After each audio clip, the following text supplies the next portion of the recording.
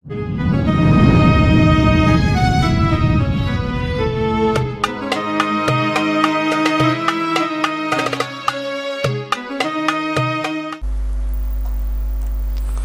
kedua, bujur rezeki itu Allah Ta'ala, bujur rezeki dari Allah. Mun kada berusaha mun diberinya, amun kada berusaha mun diberinya. Nah, ini anggapan orang munafik. Nang ketiga, orang yang meyakini bahwa rezeki semata-mata dari Allah dan sebab tidak memberi bekas sedikit jua pun. Cuma duitnya bila dapat sakan kadang-kadang karuan maksiat. Nah, yang keempat ini yang paling baik, orang yang mengakui bahwa rezeki itu dari Allah semata-mata, tidak ada dari yang lain hanya sebab. Allah mampu mendatangkan rezeki kepadaku tanpa sebab, dan dia menggunakan hasil usaha untuk taat kepada Allah Subhanahu wa Ta'ala. Nah, ini orang beriman yang benar-benar beriman ngarannya.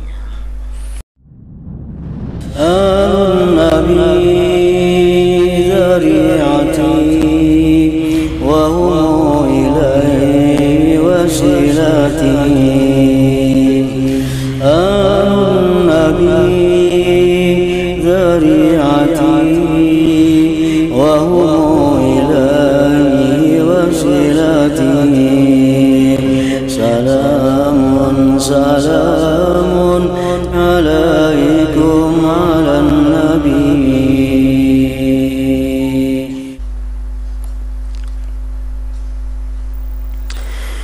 Umar radhiyallahu anhu berkata, tidak ada satu tempat yang mana kematian datang kepadaku padanya lebih saya sukai daripada negeri yang saya dapat berpasar padanya. Saya menjual dan membeli untuk keluargaku. Artinya ujar Umar, aku saling sukaan andai kata aku mati di pasar, rahatan aku berjual beli untuk memberi makan di keluargaku. Artinya betapa hebatnya orang yang berusaha di pasar nang jujur itu, sampai-sampai Umar pun bercita-cita mati di pasar parahatan berjual beli untuk keluarga itu.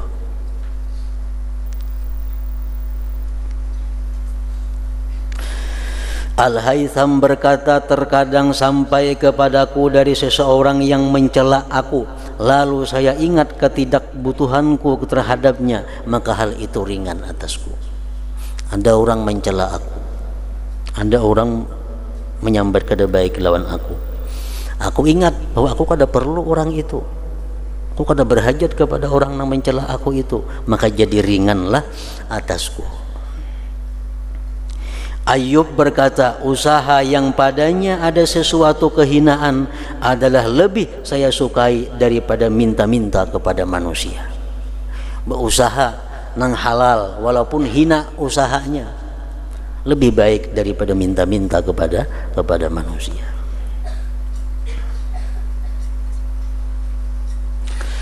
Datanglah angin yang kencang di lautan, lalu penghuni perahu berkata kepada Ibrahim bin Adham rahimahullah, yang mana ia bersama mereka. Rahatan di laut, gelombang tinggi, angin kencang. Ibrahim bin Adham umpat juga di kapal situ. Ujar penumpang yang lainnya, tidakkah engkau lihat kesulitan ini, wahai Ibrahim? Kayak apa kita ini sulitnya, gelombang tinggi, angin kencang di tengah laut. Lalu ia menjawab berkata, ini tidaklah kesulitan, tetapi kesulitan itu hanyalah berhajat kepada manusia. Nangaran sulit itu kalau kita perlu kepada manusia. Kalau kita minta-minta kepada manusia, itu ngarannya sulit. Ayub berkata, Abu Kilabah berkata kepadaku, tetaplah pada pasar, karena kaya termasuk afiah, yakni kaya tidak membutuhkan terhadap manusia.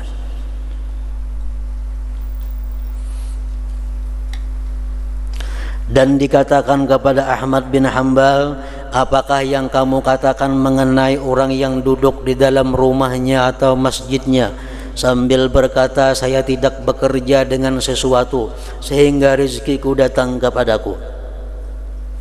Apa pendapat pian wahai Ahmad bin Hanbal mun ada orang nang beribadah melulu disuruh becari kayaknya rezekiku datang aja surangan kepada aku, ada yang mengatari aku, ada perlu aku berusaha.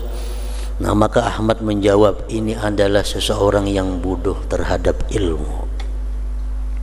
Tidakkah ia mendengar sabda Nabi sallallahu alaihi wasallam, innallaha ja'ala rizqi tahta zilli rumhi.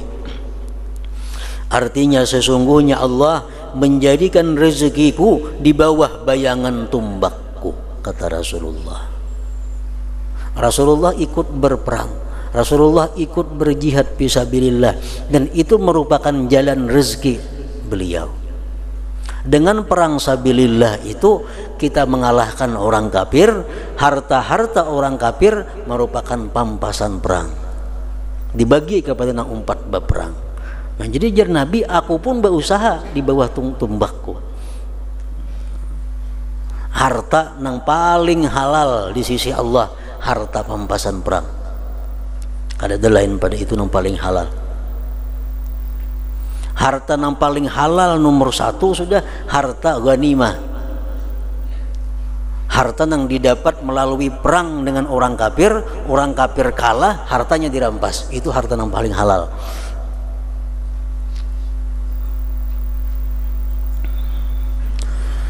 Dan sabda Nabi sallallahu alaihi wasallam ketika menyebutkan burung, tagdu khimasan wa taruhu bitana, artinya ia burung pergi pagi-pagi dengan tembuluk kantung tempat penyimpan persediaan makanan pada hewan, ayam atau burung yang kosong, dan kembali satu hari dengan tembuluk penuh.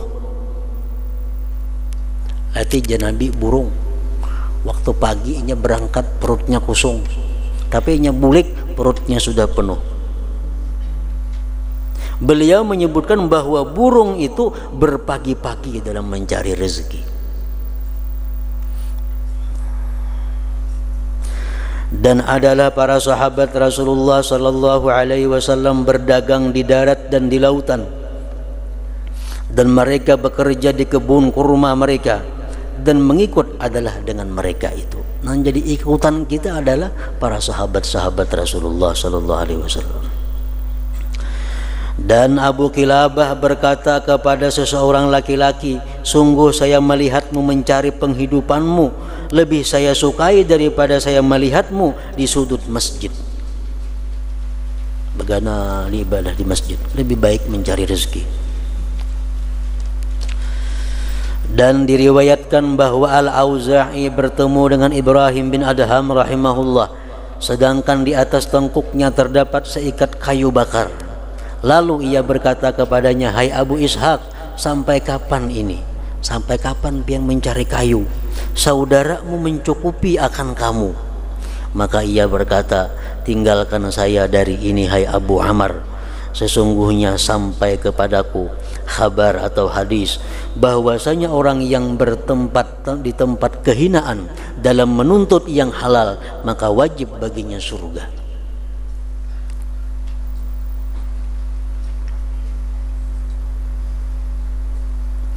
Abu Sulaiman Ad-Darani berkata, menurut kami ibadah itu bukan kamu bariskan dua telapak kakimu salat. Artinya ibadah itu bukan hanya sembahyang semacam kada, sedangkan orang lain memberi makan pokok kepadamu, tetapi mulailah dengan kedua putung rotimu dan jagalah, kemudian kamu beribadah. Mu'adz bin Jabal radhiyallahu anhu berkata, pemanggil pada hari kiamat memanggil, di manakah orang-orang yang dimurkai Allah di buminya? Maka berdirilah para peminta-minta di masjid-masjid. Itulah orang-orang yang dimurkai Allah subhanahu wa ta'ala.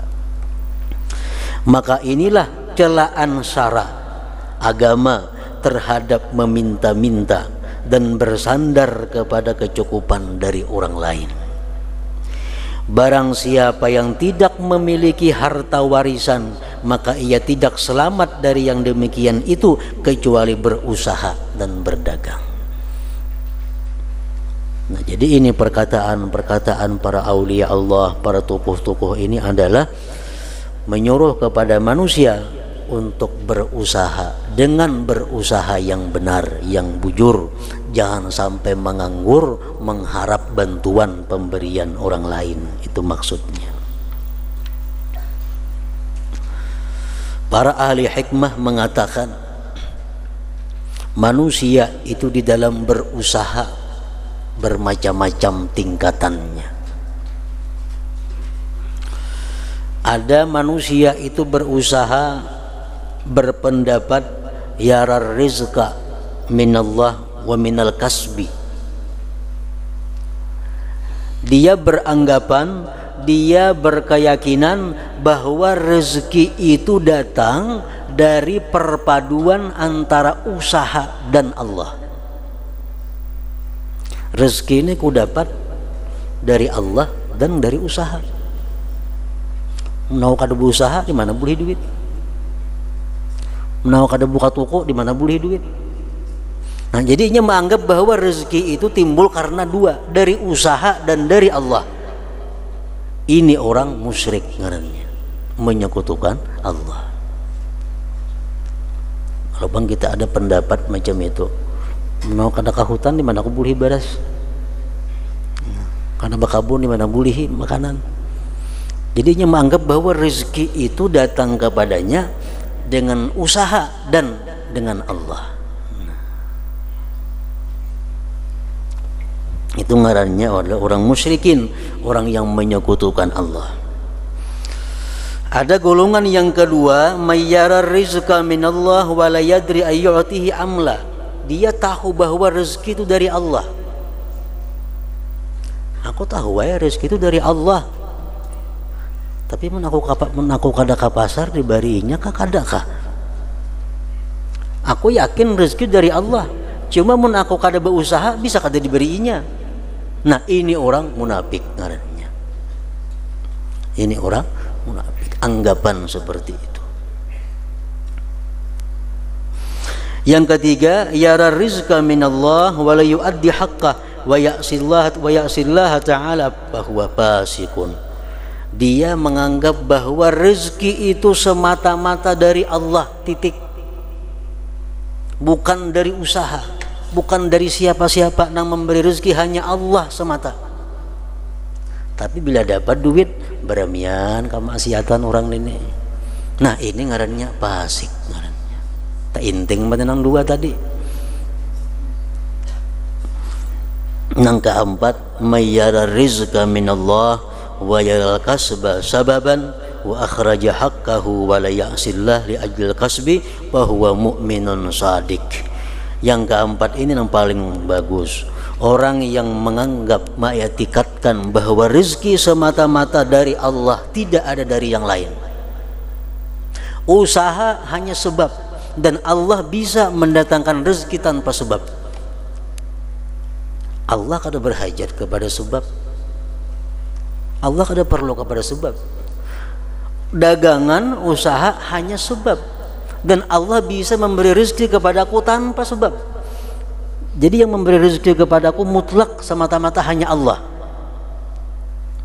Dan dia gunakan hasil usahanya untuk taat kepada Allah Subhanahu wa taala. Nah, ini ngarannya orang mukmin shadiq, mukmin yang sebenar-benarnya beriman. Nah, jadi yang pertama, auzubillahi min zalik, beranggapan bahwa enggak ada berusaha di mana dapat duit. Enggak ada berusaha di mana dapat duit. Nah, itu anggapan yang macam itu, anggapan orang musyrikin. Yang kedua, bujur rezeki itu Allah Ta'ala, bujur rezeki dari Allah. Mun kada berusaha mun diberinya, amun kada berusaha mun diberinya. Nah, ini anggapan orang munafik. Yang ketiga, orang yang meyakini bahwa rezeki semata-mata dari Allah dan sebab tidak memberi bekas sedikit jua pun. Cuma duitnya bila dapat seakan kadang-kadang karuan maksiat. Nah, yang keempat ini yang paling baik, orang yang mengakui bahwa rezeki itu dari Allah semata-mata, tidak ada dari yang lain hanya sebab. Allah mampu mendatangkan rezeki kepadaku tanpa sebab. dan dia menggunakan hasil usaha untuk taat kepada Allah Subhanahu wa taala. Nah, ini orang beriman nang benar-benar beriman ngarannya. An-Nabi dzari'ati wa hum ilaihi wasilati. An-Nabi